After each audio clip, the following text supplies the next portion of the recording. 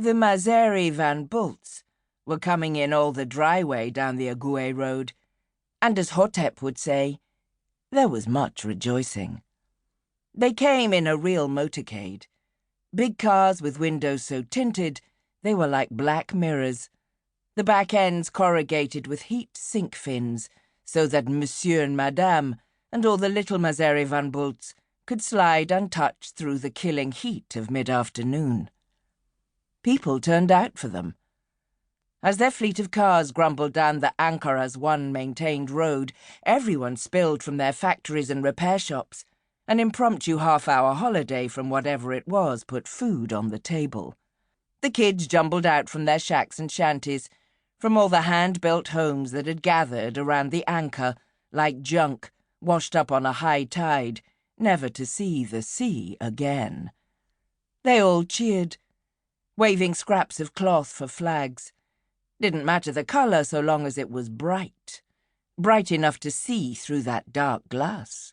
They whooped and stamped, all of them, and Nguyen Sun Mao waved and hollered just like all the rest of them, because this was how you did it at Ankara Ashoka. You did it whenever the new guests arrived at the Roach Hotel, because this was the only time you'd see them. They check in, but they don't check out, which was some ad from long back. Anyway, it wasn't Roach Hotel, not really. Not to the face of the people who got to stay there, however briefly. Not to the face of the Wabenzi, who ran the Ankara town, controlled the jobs, and who got fed.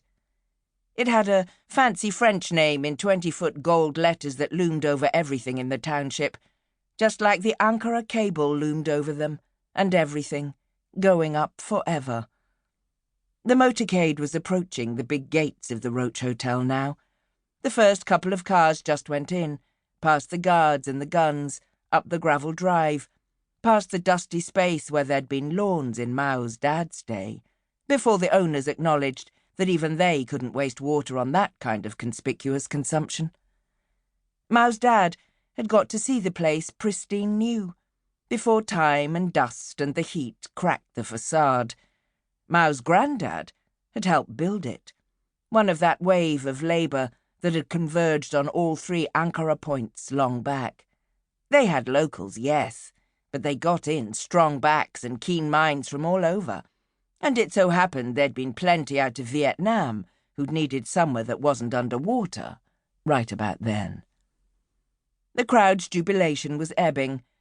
For a moment it looked like the Mazeri Van Bults were going to screw tradition and just pass through that gate from which no soul returned. Then after 3 cars had cruised on, the 4th stopped, and more men with guns got out, the private soldiers of the corporate compound noun that was the Mazeri Van Bults. And after them, some flunkies in suits, already pink and sweating in the seconds after leaving the vehicle's AC. Mao shook his head and rolled his eyes, but he kept waving his little flag, because he had parents and siblings and they got hungry just like everyone else. They had little baskets, like they were giving out lucky money for New Year. Stacks of notes. A king's ransom. Sullenly, sourly, the flunkies began chucking the cash into the crowd, flashing the sweat stains spreading like plague zones across the armpits of their shirts. The crowd whooped. Children ran up and down the line gathering it all up. The Wabenzi would redistribute it later, and plenty would stick to their fingers in the process.